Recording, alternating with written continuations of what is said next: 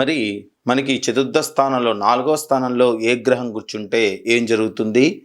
ఇక చతుర్థ స్థానంలో మనకి గురుడు ఉన్నట్టయితే, ఈ చతుర్థ స్థానంలో మనకి గురుడు ఉన్నట్టయితే మంచి యోగకరమైనటువంటి జాతకం, చాలా మంచి జాతకం. ఇక కానీ గురుడు ఇక్కడ నీచం పొంది ఉండకూడదు, గురుడు వక్రంలో ఉండకూడదు, గురుడు మౌఢ్యంలో ఉండకూడదు, గురువు పైన శని దృష్టి అసలు పడి ఉండకూడదు. అప్పుడు మాత్రం వాళ్ళకి చతుర్థస్థానం గురుడు మంచి యోగకారకాన్ని కలగజేస్తుంటే రాజయోగ భోగ కారకారాన్ని ఎక్కువ కలగజేసేటటువంటి ప్లానెట్.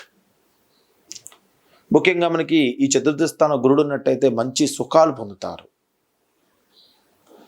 దృష్టి యొక్క బలం ఎక్కువగా ఉంటుంది, మంచి సేవకులను కలిగి ఉంటారు, భార్య పిల్లలు తల్లి తండ్రులు యొక్క ప్రేమ అభిమానాలు మొత్తం కూడా ఇక్కడ పొందుతూ ఉంటారు. మంచి ఆహార అలవాట్లను, వాహన సౌఖ్యాన్ని, స్త్రీ యొక్క స్నేహాన్ని ఎక్కువగా ఉండడం అనేది ఇక్కడ జరుగుతూ ఉంటుంది. వ్యవసాయం వ్యాపారం ద్వారా మంచి లాభాలు ఆర్జిస్తూ ఉంటారు.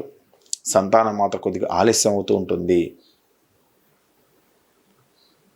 ఈ విధంగా మనకి చతుర్థ స్థానం విషయంలో కలిగేటువంటి విషయం.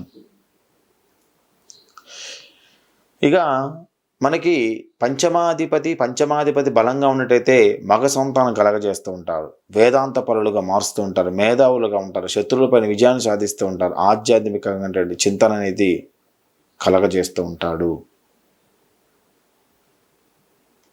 ముఖ్యంగా ఏంటంటే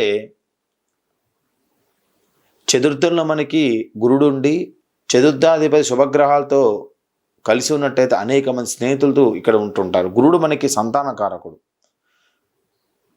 గురుడు మనకి పంచమాధిపతితోని 4వ స్థానంలో ఉండి పంచమాధిపతితోని కలిసి ఉన్నట్టయితే మగ సంతానం ఇక్కడ కలగజేస్తూ ఉంటాడు. ఇక పంచమాధిపతితోని 4వ స్థానాధిపతి కలిసి ఉన్నట్టయితే, 4వ స్థానం పంచమాధిపతితో కలిసి ఉన్నట్టయితే ఖచ్చితంగా మగ సంతానం అనేది ఇవ్వడానికి, శత్రువులపైన విజయాన్ని సాధించడానికి అవకాశం ఎక్కువగా కలగజేస్తూ ఉంటాడు. ప్రశాంతమైన కుటుంబ జీవితాన్ని కలగజేస్తూ ఉంటాడు. చతుర్థ స్థానం గురుడు ఉండి చతుర్థాధిపతి శుభగ్రహాలతో చేరినట్టయితే అనేక మంది స్నేహితులు ఉంటారు.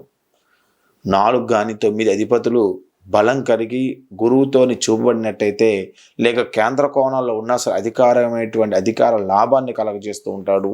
మంచి ఉద్యోగాన్ని పొందడానికి అవకాశం ఇక్కడ కనిపిస్తూ ఉంటుంది. ఇది చతుర్థ స్థానంలో మన గురుడు.